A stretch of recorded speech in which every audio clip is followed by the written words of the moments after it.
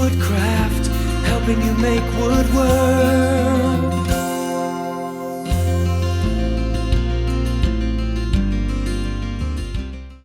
So what we're going to talk a little bit about today is the differences between oil-based finishes and water-based finishes.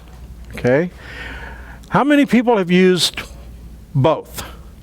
Water and or oil? Okay. Do we have anybody that prefers specifically one over the other? Richard, what do you prefer? Oil. Oil? Ron? Oil. Oil? Oil. Oil? Wow. Water. At least we got one water base in the crowd.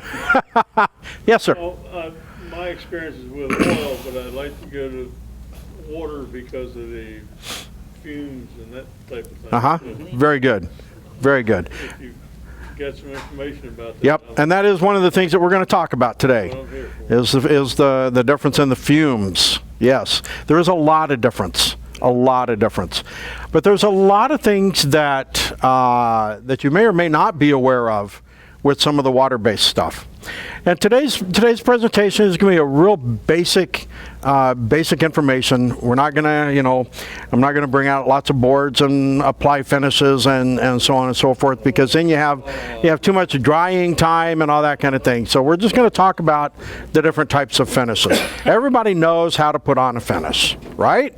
Wrong. Wrong? Oh, come on now. Well, no, I'm not too experienced at it. I want to make sure I do it right. Okay, okay. Well, we'll see if we can't get you there before you leave today. How's that sound? Okay, all right. So, let's go ahead and we'll talk about some oil-based finishes. We'll start on this side of the room, I guess you could say. Tried and True. Has anybody used Tried and True? This is a great product, and I highly recommend that you at some time give this stuff a try. This is basically linseed oil and beeswax. Okay? This is a very, very nice, actually this is just the linseed oil. This is a really nice finish. It's non-toxic, so you can use it on things that, that come into contact with food. You could use this on children's toys, that kind of thing. It's a non-toxic finish. It's a very nice finish. It goes on, you put it on in very thin layers. It dries quickly. You can add multiple coats, so on and so forth. Nice, nice stuff. Okay. Is it a liquid or gel? Or it's a liquid, but it is fairly thick. It's not like your typical varnish, if you will. It's a little bit thicker than that. In fact, you can kind of tell. Be wiped on as well? It is a wiping finish, yes. It is? Yes. Okay. They claim it's Yeah. Danish oil on the label right there. What's that? On the label it says Danish oil. Well, See where it says? it is, yeah, okay. It is their Danish oil finish, linseed oil base instead of like a tongue oil, like a lot of them are. They do have several different finishes. This is just simply one of them. This is their original finish. This is the linseed oil and beeswax, and you can get an idea how thick that is. Oh, Yeah. So this goes on in very, very thin coats, okay? And then it dries quickly. You can add multiple coats. Again, non-toxic finish, good for children's toys, all those types of projects, okay? It's a buff out product. I think you can buff it, yes. Oh, okay. Yes. Okay. Armour Seal. I'll bet most all of you have at one time or another tried this. How do you like it? Good. It's a nice, nice finish. It's a good finish. This is a tongue oil base, tongue oil and urethane. It's very easy to apply. Wipe it. It's formulated for wiping, but you can put it on with a brush, a paint pad applicator. You can spray it. It's a very, very versatile finish. Gives you a tough, long-lasting film, if you will, for a finish. This is nice stuff. Easy, easy, easy to put on. Okay, open the can, dip a rag in it, wipe it on. How durable? Very durable, very durable. Is it comparable to Minwax? Wipe on? Not being familiar with that product, I can't draw a fair comparison for you. I can tell you some of the experiences that I've had with this finish. One project that I like to relate when talking about Armour Seal is several years ago I built a little countertop for my mother-in-law in her garage. so she had a place to put her groceries when she came home from the store and so forth. It's just a little utility countertop kind of thing. We used plain old MDF to make this counter, okay? But I wanted something on it to help protect it. So I reached for my Armour Seal. 3 coats of Armour Seal, and that countertop is still going strong On MDF? 5-6 years later. Yeah, Wow. yeah. Now what's the best part about it is right in the middle of the job, I got called away and wasn't able to get back until the next day to finish it up. Well, I thought, great, I'm gonna have a lap mark right down the middle of this counter. You know what? It did not leave a lap mark. It did not leave a lap mark. Even though that edge had more than, it had overnight to dry, but the next day when I came back and started up again, it did not leave a lap mark. So it's very self-leveling. It brushes out nice, it wipes on nice, pretty much however you want to put the stuff on. It works very, very well. It dries in 15 minutes. What's that? It dries in 15 minutes. Well, it takes a little bit longer than that. Sure, but it dries in 15. Yeah.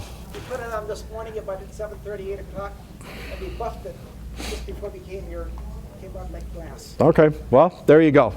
And of course, I'm sure the temperature today didn't hurt it any in the dry time.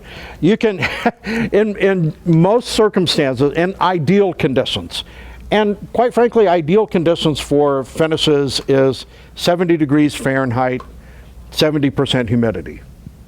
Okay, that's your ideal dry time or dry conditions for finishes. All of them are based on that, your drying times.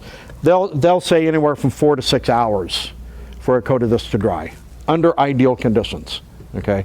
If it's 105 degrees outside, it's probably gonna dry a little bit quicker, okay? But really nice finish, Armour Seal. Seal-a-Cell. Anybody ever use this stuff? Seal-a-Cell? This is another one of their oil-based finishes. This has a very high amount of urethane resin in it. It's very close to, and this is kind of I think kind of an oxymoron, if you will, but it's very close to a clear stain in its formula because of the high amount of resin in it. Okay, it's really kind of a clear stain. This can be used as a clear top coat. This can be used as a conditioner, if you will, underneath on some of those woods that are hard to get nice even colors. This will help to even out the absorption of stain across the surface of a board. But yet it is not an actual pre-stain conditioner. We've all used pre-stain conditioners on woods like pine and maple and oak and things that are typically hard to get a nice even color with stain. This will help to even out those stains, even out the absorption of stain on those hard to stain woods. Okay. Does that act as a grain filler? It does not. Fill that grain, does it? It does not, no. For that kind of thing, you actually want to use a quote-unquote filler. Yeah. It does not really, although it will to some degree, but it doesn't have the high enough number of solids to quite get to that point. Here's your pre-stain conditioner, kind of a sanding sealer type material. This is another one that helps to even out the absorption of stains. This is what most of us are more used to seeing and using for that particular purpose, to even out the absorption of stains. Okay, pre-stain conditioner. A little bit thinner than your Seal-a-Cell, not the number of solids in it, lower resin content, which is what makes it your sandy sealer. It really soaks into the wood further. It will offer a little bit of grain filling, but not like an actual grain filler. Yeah. What else have we got here? The gel stains. How about this? Has anybody used gel stains? Anybody familiar with these? Reggie, you have? Okay, Ron. Well, I'm getting some yeses back there. Okay, good. These have really kind of taken the woodworking world by storm lately. I don't know if any of you guys are interested in Pinterest or not, but about a year ago, do you think? 2 years ago?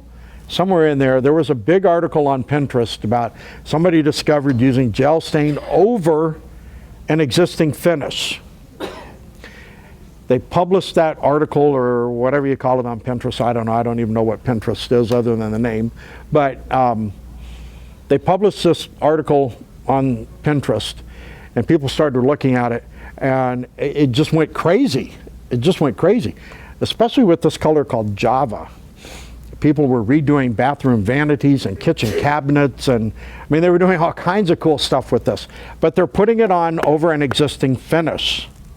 Okay, you give it a little light little scuff sanding, wipe this on, and it's almost like a paint, but yet it doesn't obscure the grain of the wood. It's kind of a weird way that this process works. What's that? Is that a weight bond? Yes, yes. But you can put it on over an existing finish. It will change the color of that. You know, like say our wooden displays over here, if we wanted those to be a dark wood, we could give that a light scuff sanding, wipe some of this on, and it would adhere to that, and it would change the color of the displays. So it's a very interesting product. Comes in lots of different colors, and it's very, very well suited to hard to stain woods. Cherry, oak, maple, just to name a few. Those are woods that are traditionally very difficult to get a nice even color. Yes, sir. If I'm not mistaken, we had a lady here doing refinishing cabinet fronts and Uh-huh. that kind of thing, and that's the product. This is exactly what she used in that demonstration. Yes, you are absolutely correct. But on woods that are hard to stain, this is a really good product to use, because unlike your typical stain, it doesn't get soaked into the wood like water into a sponge. Okay, stains that have this consistency, you know, it's like water in here. You lay that on a especially on bare wood, you lay a coat of that on bare wood, and it just goes whoosh. It's there. You really don't have much time to do anything with it. Gel stain, this is more, I always call it like the consistency of pudding, almost. It's that thick, okay? So you lay this on your bare wood surface, and you have a few minutes to actually manipulate the color and get it all nice and even the way you want it before you wipe that excess off. And so it's very, very nice to use on those kinds of wood. Woods are, different types of woods are harder to stain than others because of their grain, because of the structure of the wood. Maple has a very tight, dense grain, so it doesn't absorb an awful lot.